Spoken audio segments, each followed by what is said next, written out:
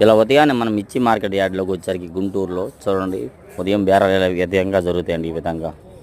అలాగే ఈరోజు మార్కెట్ కూడా పెద్దగా స్పీడ్ ఏం లేదండి, నిన్నట్లాగానే ఉందండి. ఎందుకు ఏంటంటే పండగ మూమెంట్ కదా, పండగకి సెలవులు కూడా ప్రకటించున్నారనమాట.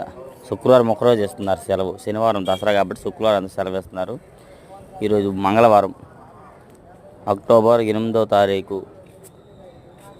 మంగళవారం మన మిర్చి మార్కెట్ యార్డ్ అయితే పెద్దగా సేల్స్ అయితే డిమాండ్ అయితే కనిపించట్లే, కాదు సేల్స్ జరుగుతుందండి. రేటు పెరిగేది అలాంటిది ఏమైతే లేదు, ఉన్న రేట్లోనే కాకపోతే సేల్స్ జరుగుతుంది, ఖరీదులు బాగానే అవుతున్నాయి.